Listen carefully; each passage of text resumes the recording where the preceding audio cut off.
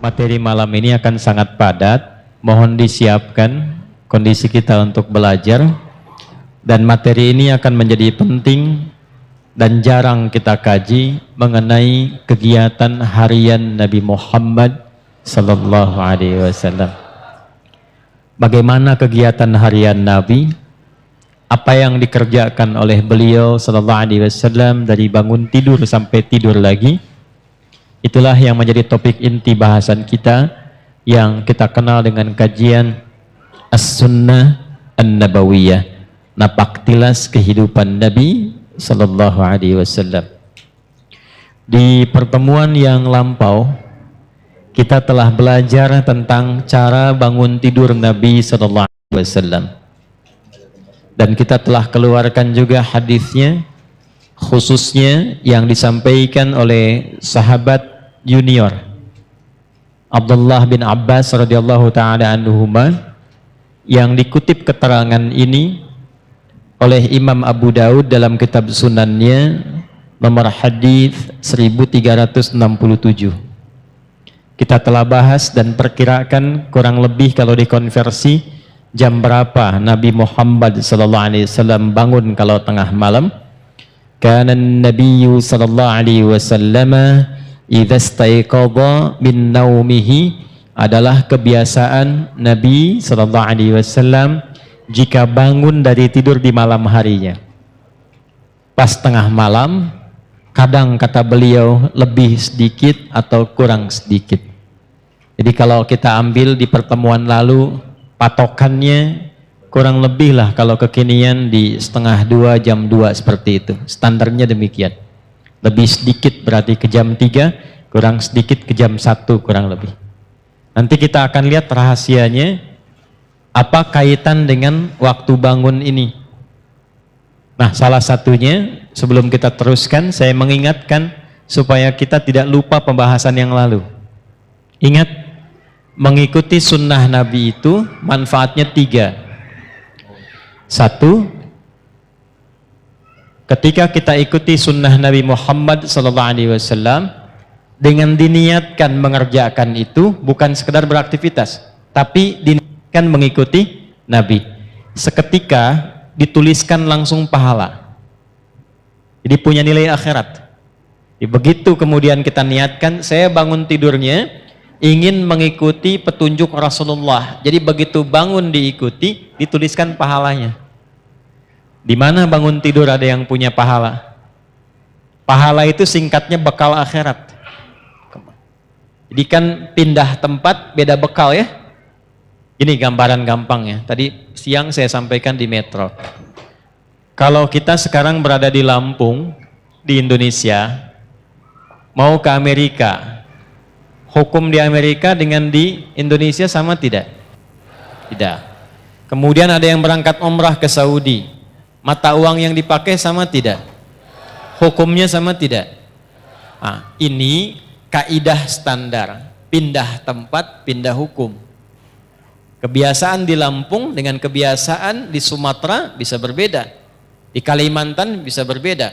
Maka muncul apa yang disebut dengan kaidah al-'adatul muhakkamah. Kebiasaan di satu tempat menghadirkan hukum baru yang berbeda dengan tempat lain. Nah, kaidah ini kita pakai untuk menerapkan itu pada alam yang akan kita jumpai setelah meninggal. Jadi masih di dalam dunia, kan Lampung dengan Amerika sama-sama dunia. Lampung dengan Kalimantan sama-sama dunia, ya kan? Jelas ya? Sama-sama dunia saja, beda tempat, beda hukum. Sekarang kita akan meninggalkan dunia dan diviralkan di toa Masjid Ad-Du'a, telah meninggal dunia, ya kan? Bisa si fulan gitu ya. Telah meninggal dunia, artinya meninggalkan dunia ini, berpindah ke tempat baru. Dan jangan dipahami ketika pindah tempat itu bekalnya sama, karena kalimat kitanya sudah mendeklarasikan dengan fitrah meninggal dunia, artinya meninggalkan semua yang dilakukan, dikerjakan, dan ini poinnya, dilekatkan dalam kehidupan dunia. Ini baju nih, ini dunia ya, ini minuman, makanan, dunia. Jadi ketika ditinggalkan, ini tidak berlaku di alam yang baru. Handphone ini dunia, sebagus apapun. Antum pindah dari dunia ke alam baru, barzakh namanya. Tempatnya disebut dengan kubur. Pertanyaan saya, handphone sebagus-bagusnya itu ikut gak ke alam kuburnya? Gak beda hukum. Sayang kalau kangen nanti miskol aja ya, kalau papa meninggal. Gak bisa. Mau miskolanya khairayyarah, mau syarrayyarah, tidak akan bisa masuk. Ya. Mayyamal miskola dzarratin khairayyarah. Ya. Ataupun syarrayyarah. Minuman juga begitu. Apa yang berlaku di dunia tidak berlaku di alam kubur, apalagi di akhirat.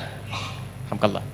Maka balik bertanya, apa bekal saat kita nanti berpulang kepada Allah saat meninggalkan dunia ini? Maka diberi rumus. Ya, diberi rumus. Apa rumusnya? Pekerjaan kita yang dikerjakan di dunia itu disebut amal namanya. Semua amal itu saat dikerjakan akan punya nilai akhirat, dipandang baik oleh Allah. Bila perbuatan itu dipandang baik oleh Allah, maka seketika dia punya nilai akhirat. Sesuatu yang dipandang baik oleh Allah singkatnya disebut salih. Maka pekerjaan kita, amal kita, jika saat dilakukan bersamaan dengan itu punya nilai akhiratnya, pastikan semua amal itu punya sifat salih. Amal bertemu salih disebut dengan amal saleh. Nah, amal saleh itu maksudnya saat dikerjakan, dunianya dapat perbuatan itu, hasilnya ada, akhiratnya pun dituliskan. Itu yang dimaksudkan. Kalau orang cuma melakukan amal tanpa saleh, rugi dia. Allah kasih 24 jam nih dalam sehari. Kerjakan dunia terus, tapi tidak ada investasi akhiratnya. Itu disebut oleh Al-Quran sebagai manusia rugi. Bahkan turun satu surah 103. Ya. Manusia yang beraktivitas namanya disebut insan. Manusia yang berdasarkan kecenderungan nafsunya disebut dengan bashar. Manusia dengan karakter lembutnya disebut dengan ins. Manusia dengan sifat sosialnya disebut nas. Manusia berdasarkan keturunannya disebut dengan Bani Adam. Ketika Allah menyebutkan manusia, nama terkait aktivitasnya disebut kalimat insan. Wal asr. Aku bersumpah demi waktu yang aku berikan pada manusia supaya diisi dengan perbuatan 24 jam. Cuma sayang, innal insana lafi khusr. Sungguh manusia yang beraktivitas menata waktu itu, mengisi waktu itu, tidak semuanya mendapatkan keuntungan. Tidak semua mampu mengolah waktu menjadi baik. Dan ada orang-orang yang ketika beraktivitas Allah pandang lafi khusr, rugi dia. Ya, rugi. Kenapa? Karena dia tidak menyiapkan bukan dunianya, bukan. Di sini bukan bicara dunia. Bukan bicara dunia. Jadi kalaupun Anda sukses, terukur urusan dunianya. Jam 7 saya kerjakan ini, jam 8 melakukan ini, jam 9 rapat di sini, jam 12 mendapatkan hasil ini, jam 3, jam 4, jam 5 sampai tidur di malam hari, tapi dunia, ayat ini tetap mengatakan Anda rugi. Karena ketika Anda meninggalkan dunia itu, ternyata tidak punya apa-apa untuk dibawa. Maka Allah memberikan pilihan. Ya, kalau saya tanya begini, Anda pilih dunia atau akhirat? Yang akhirat angkat tangan. Dah turun. Yang dunia? Ya, baik. Gak apa-apa, kan pilihan ya. Menang tidak dapat hadiah, kalah pun tidak dosa ya. Ternyata Anda banyaknya ngangkat pilih akhirat. Ternyata ketetapan Allah tidak begitu. Yang Allah inginkan, ambil dunia akhirat. Ya kan doanya begitu kan? Wa minhum may yaqulu rabbana atina fid dunya wa fil akhirati. Jadi nggak mungkin dapat akhirat kalau tidak melalui dunia. Jalan akhirat itu dunia. Nggak bisa tanpa dunia dapat akhirat tuh nggak bisa. Bagaimana caranya sholat supaya benar? Tertutup aurat. Ini dunia untuk menutup itu. Ini dunia nih, tembok segalanya. Dunia. Jadi untuk mendapatkan akhirat butuh apa? Nah, sifat pekerjaan dunia disebut amal. Sifat keberkahan akhirat disebut soleh. Kalau ingin sekaligus dunia akhirat, maka pastikan setiap amal jadi illalladzina amanu wa amilus. Kecuali orang beriman. Allah ingin memberikan sindiran halus tapi dalam. standarnya orang beriman itu pasti sukses dunia akhirat. Di standar orang beriman itu pasti amalnya soleh. Ya, begitu mengerjakan perbuatan punya nilai akhiratnya. Ini apa fungsi mata apa? Melihat. Tapi orang beriman melihatnya bukan sekedar melihat, karena kalau cuma melihat itu dunia. Dunia, semua bisa dilihat. Bagaimana caranya ketika mata ini melihat, melihatnya yang soleh. Karena itu ketika mata disebutkan, imannya ikut untuk menunjukkan standar orang beriman, matanya pasti soleh. Quran surah 24, laki-laki ayat 30, perempuan 31. Qul lil mu'minin, mata dulu sebelum iman dulu sebelum matanya. Firalkan Muhammad SAW pada setiap insan yang mengatakan dirinya beriman. Yaghuddu min absarihim, matanya hanya digunakan untuk melihat yang baik saja, yang saleh. Jadi imannya bekerja. Nanti kelihatan ngeceknya. Nanti pas mau pulang, kan sendal banyak tuh di luar ya. Yang soleh itu langsung, itu sendal kamu, yang lain jangan dilihat. Nah itu mata soleh. Mata salah beda. Ya, yang bagus yang itu tuh cepet. Ya. Itu poin, dari mata turun ke lisan dulu, langsung ke hati aja. Ke lisan. Nah lisan kalau pakai iman, maka bicaranya jadi amal soleh, bukan sekedar bicara. Sekarang yang bicara banyak. Saya bingung kenapa mudah sekali mencela orang, mudah merendahkan orang. Itu bukan tipikal insan beriman. Lisan insan beriman itu standarnya, imannya dulu baru lisannya. Quran surah 49 ayat 11, ya ayyuhalladzina amanu, iman dulu sebelum lisan. La yashar qaumin qaum, standar lisan orang beriman tidak mudah mencela. La yaghtab ba'dukum ba'da, tidak bikin hoax, tidak mudah menggibah, tidak mudah membicarakan keburukan orang lain. Saya tidak begitu Ustaz, bagus, tidak seperti orang itu tuh, orang itu mah. Nah, itu lisan beriman. Itu standar teman-teman, standar. Jadi kalau ada kehilangan itu sekarang, mengaku beriman mudah menjatuhkan orang dengan lisan, mudah mencela, berarti ada masalah dalam imannya, di bawah standar itu. Ya sebentar. Ya betul, tuh kan bayi juga protes tuh. Nah sekarang untuk mengembalikan itu dari ujung kepala sampai ujung kaki supaya benar jadi amal saleh, lisan ini ketika bicara baik itu bukan sekedar dapat keberkahan dunia, tuliskan pahala akhiratnya. Ya, pahala akhiratnya dapatkan. Yang paling menarik nanti, dunia dapat, akhirat dituliskan. Itu satu, pola mengikuti Nabi. Dua, saya agak cepat. Orang yang membiasakan diri beraktivitas mengikuti kegiatan Nabi, maka Allah akan merubah orang itu menjadi orang baik yang punya sifat keteladanan. Langsung jadi teladan. Dalilnya apa? Quran surah ke-33 ayat 21. Laqad kana lakum fi rasulillahi uswatun, dan sungguh jangan ragu, telah aku tetapkan pada kepribadian Rasulullah sallallahu alaihi wasallam itu suri teladan yang baik. Ada qudwah, ada uswah, itu berbeda.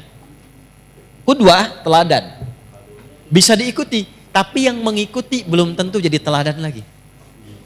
Uswah, teladan, ketika diikuti, yang mengikuti ini otomatis jadi teladan di eranya. Contoh, Abu Bakar itu siapa masuk Islam? Tapi setelah masuk Islam, diikuti Nabi, gaya Nabi, perilaku Nabi, sepeninggal Nabi, jadi teladan. Umar siapa sebelum masuk Islam? Baca sejarahnya. Bagaimana pergaulannya, apa yang diminumnya. Setelah masuk Islam, imannya merubah beliau menjadi lebih baik, diikuti pola hidup Nabi, beliau viral namanya sampai sekarang. Alhamdulillah. Dan tidak usah jauh-jauh ke era kita sekarang. Ulama-ulama, tokoh-tokoh, ya kan? Yang baik-baik, yang mengikuti pola Nabi Sallallahu Alaihi Wasallam. Silahkan kalau nggak percaya. Dari bicaranya coba ikuti cara bicara Nabi.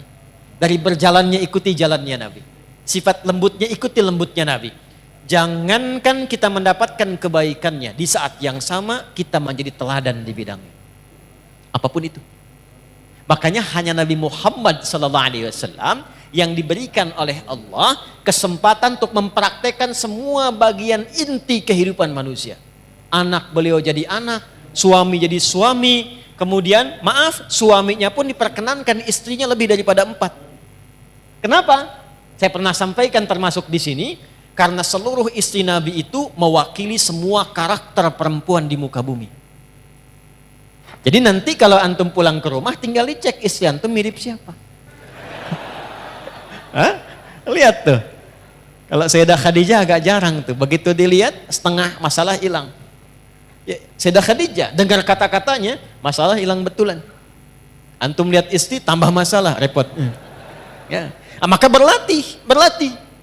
Jadi ayah, figur. Jadi kakek, figur. Jadi pemimpin, figur. Pedagang, figur. Perawat yatim, figur. Jadi tetangga, figur. Tetangga Nabi. Sekarang tetangga masa gitu. Ya. Dulu semua jadi contoh.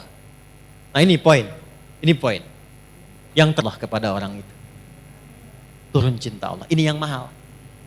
Jadi di antara amalan yang cepat mendapatkan cinta Allah itu salah satu amalan yang intinya mencoba meneladani keutamaan Rasulullah SAW. Itu begitu dikerjakan, walaupun mungkin awalannya sederhana, tapi kita sedang mencoba mendapatkan cinta Allah Subhanahu Wa Taala. Apa dalilnya? Quran surah ketiga Ali Imran di ayat ke-31. Qul in kuntum tuhibbunallaha fattabi'uni yuhibbukumullah. Katakan Muhammad, viralkan kepada umatmu, siapa yang serius mencintai Allah, buktikan cintanya dengan mengikuti petunjuk Nabi Muhammad SAW. Ikuti kebiasaannya. Bukan hanya sholatnya, awas. Sholatnya seperti sholat Nabi, bagus. Akhlaknya kayak Nabi enggak? Jangan sampai sholatnya ritual diikuti, tapi hikmah sholatnya enggak dipraktekkan. Inna sholata tanha anil fakhsya. Katanya sholatnya pakai dalil, tapi lisannya fakhsya, manfaat sholatnya nggak ada. Tangannya mungkar, manfaat sholatnya nggak ada. Itu poinnya. Jadi semua aspek bagian kehidupan kita ketika diikutkan mengikuti Nabi, bukan hanya sholatnya, tidurnya, jalannya, berpakaiannya, bahkan mau masuk toiletnya, keluar toiletnya, saat yang sama Allah menurunkan cintanya.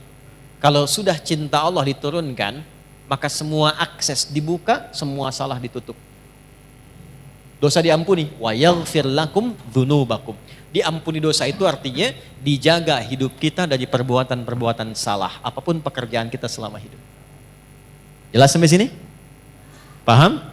Nah, pertemuan lalu kita sudah belajar tentang cara bangun tidurnya Nabi SAW. Maksud saya, evaluasi dulu sebelum kita melanjutkan pada pembahasan berikutnya. Sampai detik ini Anda datang di tempat ini, berapa dari bagian yang sudah saya jelaskan yang sudah kita amalkan?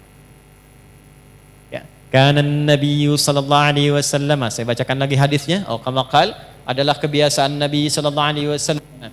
Idza staiqadha min naumihi, kalau beliau bangun dari tidurnya, fajalasa, maka beliau duduk terlebih dahulu. Ya, secara medis ini bagus. Sesuai. Jadi jangan langsung bangun, langsung lari ke kamar mandi. Sempoyongan jatuh antum. Ya, duduk dulu tenang. Tapi niatkan bukan sekedar duduk. Bukan karena medis mengatakan itu baik. Bukan. Karena Nabi ngasih contoh. Itu poinnya. Kemudian, وَمَسَحَ بِيَدِهِ مِنْ أَثَرِ نَوْمِهِ. Dia gunakan bagian tangannya yang bersih untuk menghilangkan bekas ngantuknya. Jadi walaupun bangunnya setengah 2, duduk dulu. Kan dalam duduk itu yang tenang kadang-kadang kan masih begini, ya. Apa bahasa Jepangnya? Nundutan, gitu ya. Ya, kadang kan masih begini kan, begitu sadar udah jam 2. Dan itu belum sadar penuh. Jadi bukan langsung baca doa. Doa itu dipanjatkan dalam keadaan sadar. Bukan masih ngantuk. Maka sunnah yang kedua, hilangkan dulu bekas ngantuknya dengan tangan yang diduga bersih. Jelas? Baru setelah itu, faqara'a khawatima Ali Imran. Membacakan 11 ayat terakhir surah Ali Imran. Ya, baca di situ, dibacakan dengan lisan, difahami dengan pikiran, diniatkan dengan hati untuk mengamalkan.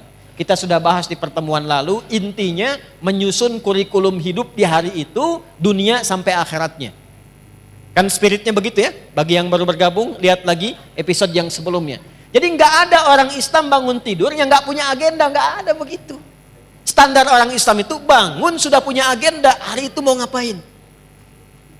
Bangun tidur apa yang mau saya kerjakan.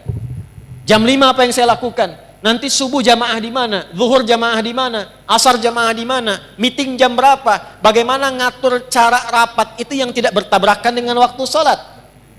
Bagaimana ngatur pekerjaan yang nanti dalam saat yang bersamaan masih bisa murajaah, misal. Diatur. Orang Islam tuh begitu. Makanya dibikin formatnya dengan nama-nama waktu sholat.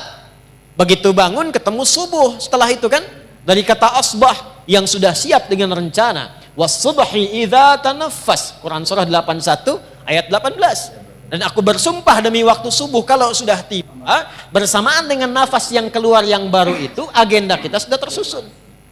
Cek di pertengahan siang, siang itu nahar, tapi zuhur. Zuhur itu dari kata idhar, jelas terang. Sudah jelas belum hasilnya? Jadi ibadah enggak? Atau cuma dunia saja? Evaluasi lagi. Kalau masih ada yang sulit, datang ke masjid, sholat, minta kemudahan. Kalau cuma dunia, tobat, datang ke masjid, dapatkan cinta Allah. Maka muncullah kemudian asar. Ingatkan jangan sampai rugi. Karena sebentar lagi juga kalau bukan meninggalkan dunia duluan, dunia meninggalkan kita. Maka diperlihatkan maghrib. Lihat ke alam tuh. Alam saja tidak selamanya terang. Pasti akan gelap. Lalu ujungnya adalah isya. Dari kata asya, pencarian ma'isyah, sibuk. Kalau turun ke kasrah, isya, sesibuk-sibuknya pasti akan selesai juga. Jadi kalau dengar adzan isya, Allahu Akbar, itu rasanya beda dengan maghrib. Lain dengan subuh. Kalau dengarnya pakai iman, itu lain. Kalau nggak pakai iman, beda rasanya. Adzan. Baru duhur dasar lagi. Tapi kalau pakai iman lain. Allahu Akbar, Isya. Adi, sesibuk-sibuknya kamu pasti akan pulang. Apa yang sudah kamu siapkan untuk pulang? Pasti terpejam matamu setelah ini. Apa persiapanmu? Itu dalam sekali maknanya. Maghrib, asar beda. Kalau kita ngajinya dengan pemahaman. Tapi kalau ngajinya tidak dengan argumen hanya sentimen saja. Kadang kita hanya memenuhi, kadang hanya memenuhi sebagian. Allahu Akbar. Kecilin tuh toanya. Udah kecil Pak, cuman mic-nya aja yang kencang. Paham ya? Nah itu poinnya. Jadi apa yang kita bahas di pertemuan lalu seharusnya sampai sekarang diwujudkan oleh kita. Tidak ada kita bangun dari tidur kecuali kita punya program yang terukur. Sampai pulang. Innaka la tukhliful mi'ad, sampai pastajab, sampai istiqomah di ayat ke-200-nya. Turunkan, kan pernah saya sampaikan. Kalau mau bikin kurikulum, turunkan dulu surganya. Maksud surga itu ayat-ayat surga yang berbicara tentang tujuan kita. Nih contoh, surga kan ada 8 tingkatannya.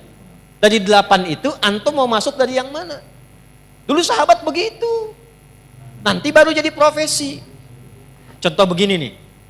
Yang pengen masuk surga Firdaus misalnya angkat tangan. Angkat aja nggak apa-apa ya, namanya berharap kan. Dah, bagus. Dah, ngangkatnya begini aja, nggak usah begini, nggak usah. Gini. Dah, awas jangan bawa-bawa politik ke sini, kita lagi ngaji, ya. Keluar. Nggak boleh, gini. Dah, yang pengen masuk surga Aden siapa? Baik. Pertanyaan saya bukan itu. Tahu nggak kurikulumnya apa? Tuh. Pengen masuk surga Firdaus, amalannya apa? Sifatnya apa? Nah caranya begini, sahabat tuh diajarin Nabi begini. Kamu pengen ke Firdaus, turunkanlah karakteristik surga Firdaus, amalannya apa? Nanti turunkan ke bumi, profesi apapun jangan tinggalkan amalan itu. Contoh, ada orang yang disifati oleh Allah di surah Al-Mu'minun, surah 23. Ayat 9 sampai 11-nya itu dengan para penghuni surga Firdaus yang sedang berpetualang di bumi. Ada ciri-cirinya. Ulaika humul warithun alladzina yarithuna al-firdausa hum fiha khalidun. Tahukah kalian, mereka itu ada orang-orang yang calon penghuni surga Firdaus yang sedang berpetualang di bumi dan mereka akan kekal saat pulang tinggal di surga Firdaus. Siapa mereka itu? Urutkan dari ayat 1 sampai ke ayat tadi. Qad aflahal mu'minun. Alladzina hum fi salatihim khashi'un. Urutkan. Walladzina hum 'anil lagwi mu'ridun. Walladzina hum lizzakati. Nah, amal itu turunkan ke bumi dengan pekerjaan Anda sekarang, saya sekarang, kita sekarang. Laksanakan pekerjaan kita, jaga sifat-sifat penghuni surga Firdaus tadi. Gitu caranya. Nah, itu kurikulum dihadirkan, diingatkan setiap bangun dari tidur. Sunnahnya baca itu. Itu maksudnya. Jadi bukan sekedar dibaca. Karena agama ini bukan cuma bacaan, tapi pemahaman dan amalan.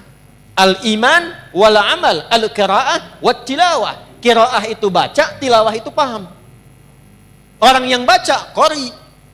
Ya, makanya ketika qori baca, cuman baca. Untuk memahamkan, di samping ada yang terjemahan. Ya kan? Yang terjemahan itu namanya siapa? Sari tilawah. Karena yang pertama kali menerjemahkan Busari, Sari tilawah. Kalau Pak Sabil tilawah mungkin ya. Nah, Arabnya itu tilawah saja, tidak pakai sari. Tilawah maksudnya baca, pahami, amalkan. Cuma mungkin di kita yang pertama kali menerjemahkan namanya Busari, maka disebut Sari tilawah. Itu maksudnya. Dah, sekarang sudah selesai. Urutannya begini. Urutannya sudah bangun, sadar, siap kurikulum, baru berdoa. Alhamdulillahilladzi ahyana ba'dama amatana wa ilaihin. Perhatikan korelasi kurikulum tadi dengan doa yang kita bacakan. Dikhawatirkan baca itu bagus tapi nggak tahu artinya. Padahal itu komitmen. Terima kasih ya Allah yang telah memberikan saya kesempatan untuk menjalani hidup hari ini. Mungkin saja engkau wafatkan aku dalam tidur bila sesuai ajal. Terima kasih engkau berikan aku kesempatan lagi beraktivitas. Perhatikan. Wa ilaihin nusyur. Dan aku berjanji untuk cari bekal lebih baik di hari ini sebagai persiapan kembali kepadamu. Balik ditanya persiapannya apa? Ayat tadilah yang kita keluarkan sebagai kurikulum. Supaya minta persetujuan dari Allah agar dimudahkan, dilancarkan, kalau kerja karirnya naik, kalau mengawali dibimbing supaya tidak berbuat maksiat, tak perlu nyogok, menyingkirkan, menyungkurkan orang lain, tak perlu berbuat dan merendahkan orang lain. Kemudian kalau punya masalah diselesaikan, kalau diganggu ditolong oleh Allah. Maka sejak bangun itu dicontohkan oleh Nabi. Kalau sudah punya rencana, sudah berdoa, kerjakan amalan ini. Apakah amalan itu? Kita teruskan hadisnya. Halo? Thumma dhahaba ila shinin mu'allaqah. Kemudian Nabi memberikan contoh pergi ke tempat tertutup fatawadda, lalu berwudu. Wudu sudah pernah saya contohkan di fikih sholat dulu ya. Tidak perlu diulang lagi di sini. Sehingga nanti teman-teman yang baru bergabung lihat episode sebelumnya. Ada tambahan yang suami istri sudah bergaul, kemudian mandi terlebih dahulu. Dan saya sudah bikin video khusus tentang mandi janabah. Ya, bahkan saya praktekkan masih pakai baju tuh bersih dengan air itu ya. Silahkan dicek, itu sudah saya tunjukkan. Sekarang amalan apa setelah wudu itu? Yang saat kita mengamalkannya, dibawalah kurikulum tadi, dimintakan kepada Allah kemudahan dan segalanya. Yang hebat, saat itu dikerjakan, langsung Allah jamin 4 hal yang tidak diberikan kepada orang bahkan muslim, bahkan orang beriman, mengerjakan sholat 5 kali dalam sehari, menunaikan zakat, mengerjakan umrah, melakukan haji, rajin puasa, tapi tidak mengerjakan amalan ini, tidak mendapatkan 4 keutamaan ini. 4 keutamaan itulah didapatkan di Quran dulu, dalilnya pakai Quran dulu. Quran surah ke-17 Al-Isra di ayat 79 sampai dengan ayat 80-nya. Saya bacakan cepat. Wa minal laili fatahajjad bih nafilatal laka. 1. Asa an yab'atsaka rabbuka maqaman mahmuda. 2. Wa qur rabbi adkhilni mudkhala sidq. 3. Wa akhrijni mukhrajas sidq. 4. Waj'alni min ladunka sultanan nasira.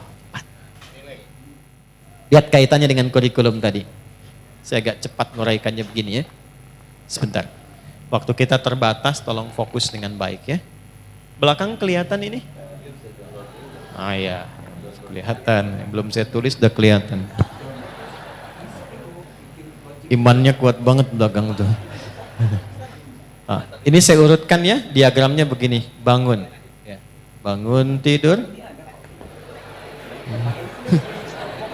Siapa yang bilang tadi itu? Mau tidur, tidur lagi. Mau tidur doa, kan sudah Nabi nih. Bangun tidur. Ya. Duduk. Hilangkan bekas ngantuk.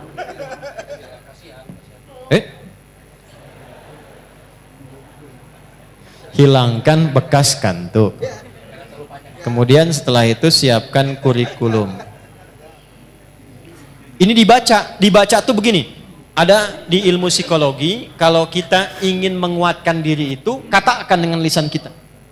Katakan, supaya makin kuat. Itu ilmunya dipakai diantaranya oleh Korea untuk menyusul Jepang. Di Korea itu anak-anak kecil dulu yang dari TK-TK itu, kalau mau masuk sekolah atau bikin sesuatu, dia katakan harus lebih dari Jepang, harus lebih dari Jepang. Jadi Jepang misalnya bikin Honda, dia bikin Hyundai. Ya Hyundai saya tahu bahasanya dibacanya Hyundai. Ya, apa saja Jepang masuk Piala Dunia, Korea mesti masuk. Ya, apa saja dibuat. Nah itu dikatakan Jepang lebih dulu. Masih ingat gak waktu dulu 97 tuh ada acara namanya Benteng Takeshi, ya kan? Begitu mau nembak katakan kamu bisa, kamu bisa, kamu bisa, nah kan? Ya kan, semusim dengan Dragon Ball itu kan, ya Susuke Watanabe dulu yang nulis Dragon Ball itu. Kenapa jadi ke situ ya? Nah ini bacakan, katakan Quran surah 3 ayat 190 sampai 200. Tapi saat dibaca itu kita sudah siapkan pekerjaan kita kan beda-beda. Tapi sifatnya sudah diturunkan. Setelah itu baru doa. Alhamdulillahilladzi ahyana ba'dama amatana wa ilaihin. Nah, setelah berdoa dan mengatakan wa ilaihin nusyur, barulah adabnya dicontohkan oleh Nabi. Bawa kurikulum ini, bersihkan diri dulu, wudu dengan baik, tunaikanlah kemudian amalan yang disebut dengan tahajud. Ya. Di tahajud ini bukan amal biasa. Ini penting. Ini rahasia di antara kita ya. Kita aja nih malam ini. Shh. Tahajud itu amal yang tidak pernah ditinggalkan Nabi, bahkan dalam sakit dan misi militernya. Shh. Nabi dikonfirmasi oleh Sayyidah Aisyah radhiyallahu taala anha, dalam sakit pun itu masih memaksakan tahajud walaupun sampai duduk. Bengkak kaki masih tahajud. Kesaksian beberapa sahabat menjelang misi militer karena diserang harus bertahan. Maka yang terjadi apa? Semua bersiap, berbaris, ada yang lihat semua tidur kecuali Nabi di bawah pohon masih tahajud. Masih tahajud. Ulama kemudian meriset, dicari apa sebetulnya pentingnya tahajud ini sampai Nabi itu ngasih contoh. Sampai nanti ada komen dari sahabat-sahabat terdekat Nabi, bahasa kitanya begini, kalau kita masih mampu jangan tinggallah kemudian. Apa keistimewaan tahajud ini? Pentingnya apa? Di Islam itu runtut semuanya. Saya langsung cepat dulu. Orang-orang yang datang membawa kurikulum hidup. Lalu dia menunaikan malamnya tahajud. Ingat saya belum bicara fikih ya, kalau fikih itu cuma membahas tentang sholatnya saja. Enggak terkait dengan ini pun Anda sholat, sah sholatnya. Tapi kalau kita menginginkan hikmah, ada keberkahan di balik tahajud yang terkait dengan kehidupan kita, pahami ininya dulu. Kalau ngajinya enggak begini, enggak masuk. Jelas ya? 1. Asa ayyab'athaka rabbuka maqaman mahmuda. Orang yang konsisten, ingat konsisten. Ya, bukan malam ini tahajud, besok tidak. Besoknya tahajud, besoknya tidak. Kenapa kamu begitu? Ah, saya melihat ada puasa Daud, mungkin ada tahajud Daud juga gitu kan. Itu tidak demikian. Dia jaga tiap malam, maka 1, Allah akan angkat derajatnya. Kalau di dunia itu karirnya atau pekerjaannya, kalau di akhirat itu tingkatan surganya. maqaman mahmuda, di tempat terbaik yang orang pun semua memahami dia memang layak. Contoh, karir. Ada orang pengen dapat jabatan nyogok? Ada yang menyuap? Ada nggak orang sudah dapat jabatan tapi orang lain nyoal? Dia nggak layak di situ, ada? Amalan ini membimbing pelakunya, apapun pekerjaannya, diangkat oleh Allah ke tempat tertinggi dan orang semua paham, pantas memang dia ada di situ. Satu. Jelas? Dan dua, ini yang menarik. Wa qur rabbi adkhilni mudkhala sidqin. Perintah dari Allah, katakan, Rabbi adkhilni mudkhala sidqin. Ya Allah, bimbing hamba mengawali aktivitas ini dalam bimbinganmu dengan cara yang terbaik. Orang yang rajin tahajud, pekerjaannya dibimbing Allah. Insya Allah. Ya. Ada orang skripsi dibimbing dosen pinter banget. Rumah tangga dibimbing. Seakan-akan gak punya masalah. Begitu ada masalah, di tiap masalah. Bukan gak punya masalah. Kadang-kadang masalahnya banyak, sama. Antum jangan kira seorang kiai, ustadz kayak saya gak punya masalah. Banyak masalah. Apa gak banyak tuh? Ya. Kalau kita tidak mendekat kepada Allah, tidak bangun komunikasi, tidak tersambung, gak mudah. Gak mudah. Jadi kiai itu gak mudah. Gak bisa pensiun. Ya. Gak boleh menyembunyikan ilmu. Ngajar gak boleh cari dunia. Gak boleh saya mikirin amplop. Doa-doa besar nih, kalau tebal itu sahih. Kalau tipis, dhaif. Tipis tapi banyak, sahih li ghairihi. Gak ada. Gak boleh bicara tarif, gak boleh minta-minta begitu, ikhlas kalau mengajar. Jangan menyembunyikan. Yang paling repot tuh begini, kalau disampaikan ente ngamalkan. Jadi kalau saya misalnya sekarang pandai nasihati, tidak mengamalkan, itu dicela oleh Allah. Afala ta'qilun, otak kamu di mana kata Allah. Dan gak bisa pensiun. Itu kalau gak bangun komunikasi, tersambung dengan Allah dengan cara yang baik, tidak mudah. Yang keempat, waj'alli min ladunka sultanan nasira. Dilindungi oleh Allah. Allah langsung yang lindungi. Bisnis jangan dikira teman-teman itu berjalan begitu saja. Ada persaingan. Kadang-kadang Anda yang pasang tender begitu dapat, orang lain yang ngambil. Ada begitu? Ada. Al-Baqarah 155 isyaratnya. Ada yang tiba-tiba dijegal, ada yang tiba-tiba begini begitu. Ini dekati amalannya. Jadi begitu kita menunaikan tahajud, bukan persoalan detilkan sekarang, bukan. Kurikulum kita apa nih kegiatannya? Antum pekerjaan apa? Di kebun? Di sawah? Bertani? Berkantor? Jualan? Dagang? Ini kan kurikulumnya. Susun sampai akhirat, tunaikan tahajud, minta sama Allah dalam sujud. Karena itu di Al-Insan ayat ke-26 dikonfirmasi di ujungnya, wasabbihu lailan tawila. Sujud, tasbih, minta yang panjang supaya kurikulum yang disusun ini dimudahkan oleh Allah dengan 4 sifat ini. Kalau belum sanggup bangun, ya Allah, itu disindir lagi di Quran surah 73 itu. Ya ayyuhal muzammil, duhai yang sedang enak pakai selimut. Qumil laila illa qalila. Kamu pengen lancar, pengen senang, pengen mudah, pengen bahagia, tapi kamu jauh dariku. Aku aja dibegitukan. Tuh. Nisfahu awi qusbinhu qalila. Gak usah panjang-panjang. Ini manhaj nanti. Begini cara menunaikannya. Sedikit aja, walau 2 rakaat. Walau witirnya 1 rakaat. Tunaikan dengan ikhlas. Bacakan surat Al-Ikhlas kalau terasa panjang. Misalnya, yang paling menarik tuh begini. Lihat poinnya, lihat poinnya. Ini yang paling menarik. Allahu Akbar. Innalaka fin nahari sabahan tawila. Kamu ini menarik kata Allah. Siangnya sibuk cari dunia, malamnya terlelap dengan selimut. Cita-cita masuk surga, amalan belum cukup. Bangun dong tuh, bangun. Jadi kalau ditanya apa manfaat tahajud dan apa hubungannya dengan doa saat bangun tidur, ini korelasinya. Nah, sekarang mohon izin kita dengarkan adzan dulu karena sudah masuk waktu Isya. Nanti saya mungkin izin setelah adzan saya sambungkan dulu sekitar 10 menit. Setelah itu baru ditutup dengan menunaikan Isya ya. Karena ini kan semua insya Allah di satu tempat ya. Kalau sifatnya satu tempat nanti kita bisa lakukan secara bersamaan. Beda dengan sifat masjid yang dia punya sifat untuk menunaikan sholat saja. Karena kita sedang dalam sifat kajian, nanti kita gabungkan setelah adzan, kita dengarkan untuk menunjukkan ke daerah setempat bahwa waktu Isya sudah tiba. Jelas? Kemudian saya sambungkan 5-10 menit, setelah itu baru ditunaikan sholat Isya berjamaah. Siap? Silahkan adzan terlebih dahulu. Kadang-kadang di satu ayat tuh berhenti diulang-ulang terus untuk mendapatkan feel-nya. Sehingga kesan yang tampak itu kalau baca ayat misalnya tentang neraka itu nangis. Tentang siksa, ancaman, nangis. Ya, tentang janji kebaikan, berharap yang dalam. Nah, mendapatkan feel itu bagaimana? Itu yang coba kita turunkan.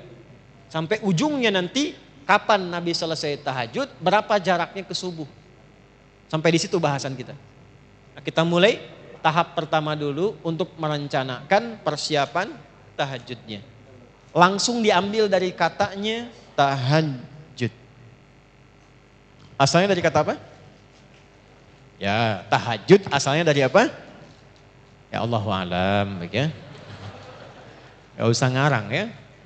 Baik. Nanti belajar namanya ilmu sorof. Ilmu sorof itu untuk mentasrif dari fasik. Qama yaqumu, jalasa yajlisu, ya akala yakulu, taba yatubu yutuban. Ya, Fasbaka yu Facebooku bukan. Nah, ini dah. Tahajud, ya. Ini cepatnya tahajud. Dari kata tahajjada ya tahajjadu. Ini waktunya makin mepet, mau habis, tintanya pun makin tipis nih. Ya. Tahajjada ini. Tahajjada asalnya turunkan lagi dari kata hajada. Tambah ta di depannya. Tambah tasydid sebelum akhirnya. Ini. Ya. Tambah ta di depannya, tasydid sebelum akhirnya. Ini penting bahasan ini. Ya. Ini jadi satu materi yang kami bahas di disertasi. 30 juz kita kaji tentang keutamaan bahasa dalam Al-Quran. Langsung sini. Hajada asalnya adalah bangun setelah beristirahat terlebih dahulu. Singkatnya tidur dulu baru bangun. Jadi untuk tahajud itu didahului oleh tidur. Kalau tidak tidur, langsung misalnya begadang, malamnya menunaikan sholat, maka sifatnya tidak disifati dengan tahajud. Disifatinya dengan nama umum, namanya qiyamul lail. Jelas? Salatnya disebut dengan salatul lail. Karena itu tarawih, karena bisa dikerjakan setelah isya langsung, bisa dikerjakan tanpa tidur, bisa dikerjakan di malam hari, maka disifatinya dengan sifat lail, qiyamul lail. Man qama ramadhana imanan wa ihtisaban. Baik. Ini didahului dengan tidur dulu. Tidur aja walau sejenak. Ya, sifat ditidurkan dulu. Nah, setelah tidur, balik kemudian semua organ kita kembali dengan baik, siap-siap, Allah merefresh lagi. Bangun kita setelah tidur itu, maka disebut dengan hajada namanya. Jelas? Kalau kita ingin mengukur, pengen bangun di waktu tertentu. Misal, saya ingin bangunnya kalau 1:30 terlalu awal, saya ingin 2:30 misalnya. 2:30.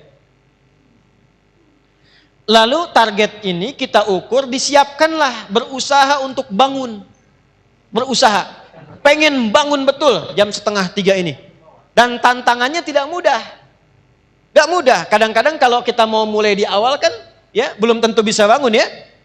Maka sesuatu yang tidak mudah, butuh 2 kali lipat motivasinya, double namanya, dan tidak mudah itu syiddah namanya, doublenya tasydid.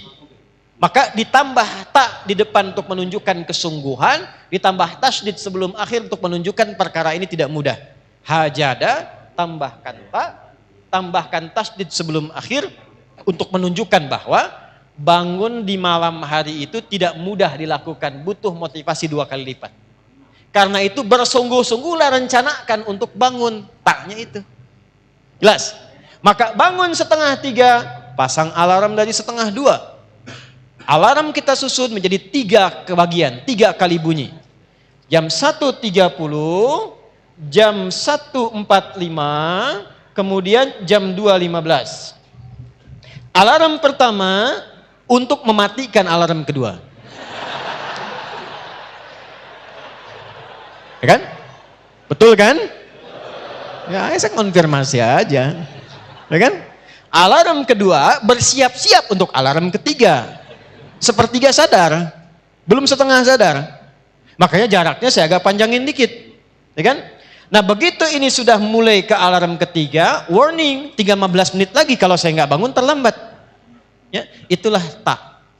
Serius, sungguh-sungguh. Mematikan alarm kedua, itulah tasydid. Memang nggak mudah. Ya, karena keistimewaannya banyak, 4. Kalau hadiahnya cuma power bank nggak akan begini. Cuman karena banyak keistimewaannya ditantang, nggak semua orang bisa bangun. Ya, kalau tidak semua orang itu bisa mengerjakannya, artinya pahalanya tidak biasa. Ya, sholli bil laili wan nasu niyam. Bangun malam sedangkan banyak orang masih tidur, kata Nabi, komennya begitu. Komen Nabi itu, makanya nggak mudah. Kalau semua orang mengerjakan bisa. Kenapa tarawih itu ringan? Karena banyak orang mengerjakan. Kenapa Ramadan ringan? Karena semua orang puasa yang beriman. Tapi ketika mengerjakan tahajud, apakah semua orang bangun malamnya? Belum tentu. Di rumah 5 orang, yang 4 mungkin tidur. Anda sendiri yang bangun, motivasi belum tentu ada. Ya, tahajud call-nya yang bunyi, tahajudnya enggak. Misal ya. Kenapa? Karena tidak mudah. Jelas? Maka bagian pertama, kalau memang ingin menunaikan tahajud untuk menyambungkan agenda kita, berusaha dengan sungguh. Siapkan dulu. Doa, minta. Sebelum tidur. Sekarang alhamdulillah handphonenya bagus-bagus. Saya 97 berarti 27 tahun yang lalu ya. 27 tahun yang lalu itu kan belum ada handphone begini. Saya mau bangun malam itu Pak, nanya sama guru saya, Ustadz, saya nggak punya alarm kayak teman-teman yang lain di pesantren. Gimana supaya saya bisa bangun malam? Guru saya mengatakan dengan kalimat yang lembut dari hatinya, nah, minta sama Allah. Minta sama Allah. Dan betapa baik Allah sama saya. Minta jam 2, setengah 2 udah dibangunin. Nah, betul, dari situ saya tanamkan pada hati saya minta. Dia boleh punya alarm, saya punya Allah. Nah, kalau sudah ada kalimat itu enak Pak, punya Allah. Gak akan iri dengan rezeki orang lain karena kita punya Allah. Alhamdulillah dia dapat rezeki, Allah tambah kekayaannya. Semoga itu jadi amanah. Saya punya Allah yang telah mencukupkan kebutuhan saya. Alhamdulillah dia naik pangkat. Alhamdulillah semoga amanah. Saya dijaga oleh Allah untuk di posisi ini karena ini yang bisa saya lakukan. Punya Allah. Ya Allah kok dia beli kulkas lagi ya. Pasang tuyul kayaknya dia tuh. Wow. Nah, beda tuh. Ya. Nah, ini yang harus dilakukan pertama kali. Siapkan dulu. Kalau sudah siap, rencanakan. Nabi memulainya seperti apa? Karena tahajud nanti dibagi pada 3 bagian. Kelas pemula, beginner. Intermediate pertengahan, advance. Kelas ketiga yang sudah menikmati tahajudnya. Kalau saya ingin memulai, jangan langsung ngambil kelas advance. Besoknya nggak tahajud lagi. Ya, ambil yang pemula dulu. Berapa jumlah rakaatnya? Apa yang dibacakannya? Dalilnya apa? Hadisnya apa? Prakteknya bagaimana? Bagaimana kejadian di masa nabinya? Keluarkan supaya kita punya motivasi. Tapi sebelum ke situ, tempel di dinding. Ini saya latihan tahajud ditulis, tempel di dinding. Adi Hidayat, pengen tinggi derajat, nggak bangun malam. Tulis bawahnya. Adi Hidayat, berapa sudah soleh? Pengen dimudahkan? Gak mendekati Allah, kamu siapa? Tulis, tempel di dinding. Jadi motivasi. Sekarang sudah enak pakai alarm. Alarmnya pun kan bisa merekam suara kita kan? Bangun, bangun, bangun. Kita sendiri yang bilang itu. Ayo kiamat sudah dekat, bangun, kan? Ya kan? Ya, kiamat sudah dekat, nikah masih telat, jodoh belum terlambat. Ya, misalnya, wow. Bangun suara kita aja supaya terasa kita di situ. Paham? Nah, Untuk tahapan-tahapan berikutnya, berapa jumlah rakaat, bagaimana susunannya, insya Allah kita akan teruskan di pertemuan yang berikutnya. Maka, insya Allah, tolong DKM, panitia diingatkan saya ya, pertemuan berikutnya saya bawa catatan untuk dibagi. Atau nanti kita upload, teman-teman bisa download dari situ. Jadi langsung nanti masing-masing bisa bawa ke handphonenya masing-masing tentang materi-materi yang kita bahas. Sepakat ya? Insya Allah ya. Baik, baik. Jadi itu yang bisa kita dapatkan dari pelajaran malam hari ini. Karena tadi saya harus tepati waktu dan kita mengatur untuk ke Bakahuni.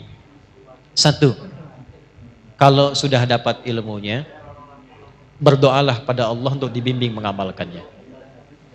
2. Sibukkan memperbaiki diri. Sehingga dengan kesibukan itu kita tidak banyak menyoal diri orang lain. 3. Jaga persatuan, jaga kebaikan, jangan saling terpecah belah. Ya, apalagi situasi seperti saat ini, tolong jaga kekompakan, ketertiban, kebaikan, sehingga insya Allah negeri ini dirahmati oleh Allah Subhanahu Wa Taala. Ya, jaga semuanya dengan baik. Sudah kita akhiri dengan doa kifaratul majlis karena waktunya terbatas untuk menunaikan salat Isya. Semoga kita diberkahi semuanya dalam kebaikan insyaallah. Subhanakallahumma bihamdika asyhadu an la ilaha illa anta nastaghfiruka wa natubu ilaik wa akhiru da'wana alhamdulillahi rabbil alamin. Assalamualaikum warahmatullahi wabarakatuh.